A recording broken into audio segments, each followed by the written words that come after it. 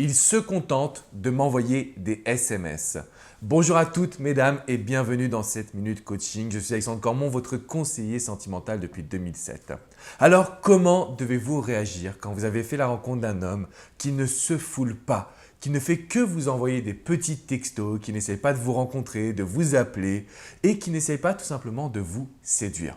Je sais que c'est jamais facile quand on apprécie un homme, presque qu'on l'aime. Alors, c'est pas vraiment qu'on l'aime, mais on est en train de tomber amoureuse, on est sous son charme et malheureusement, il ne s'implique pas vraiment.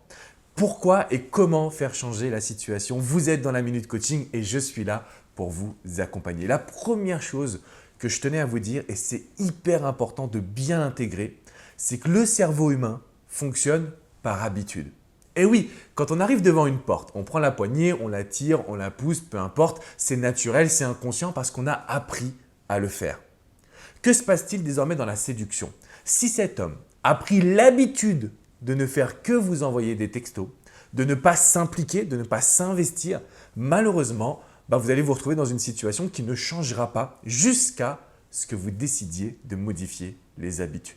Alors, comment réagir face à cette situation? Étape numéro 1, il faut arrêter de répondre de la même manière. Par exemple, si cet homme vous envoie un texto et que vous aviez tendance à lui répondre dans les minutes, dans les heures qui suivent, vous allez arrêter cette habitude. Vous allez prendre plus de temps avant de lui répondre.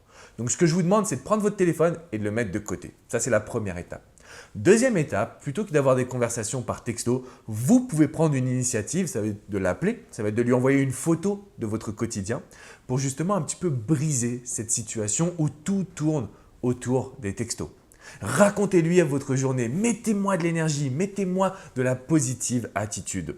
De la même manière, vous pouvez faire attention aux mots que vous allez employer dans vos messages, dans vos photos, dans vos appels téléphoniques, de sorte à lui montrer que vous n'êtes plus entre guillemets en attente, acquise, que vous n'avez pas une vie monotone, mais au contraire que vous avez pas mal de projets, que vous bougez, que vous sortez, parce que c'est cela qui va le faire réagir.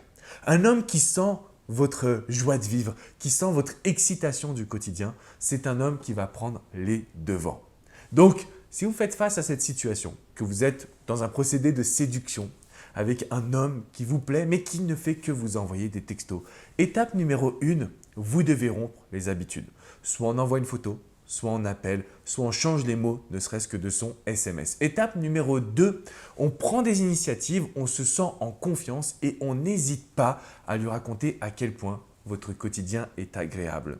Et puis, dans un troisième temps, ce qu'on va essayer de réaliser, c'est tout simplement de l'inviter à vous proposer un rendez-vous en face à face. Parce que c'est hyper important en processus de séduction, dans la vie de couple, de pouvoir se fréquenter, de pouvoir se voir et de créer des souvenirs ensemble.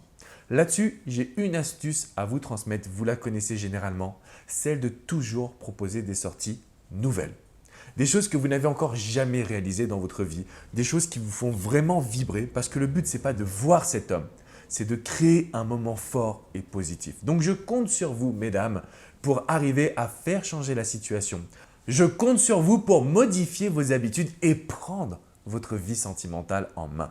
Si vous avez besoin de réponses à vos questions, si vous êtes un petit peu perdu, n'hésitez pas à prendre un coaching privé. Je vais vous accompagner, on va se parler au téléphone ensemble et ça va révolutionner votre quotidien. Je vous invite à me mettre un petit pouce bleu, synonyme que vous avez apprécié cette vidéo. Laissez-moi un petit commentaire juste en dessous, je me ferai un grand plaisir de pouvoir vous répondre. Et surtout, n'oubliez pas de vous abonner parce qu'on a créé ensemble la première chaîne du coaching en amour et en développement personnel en France. Et ça, c'est grâce à vous, alors rejoignez la communauté.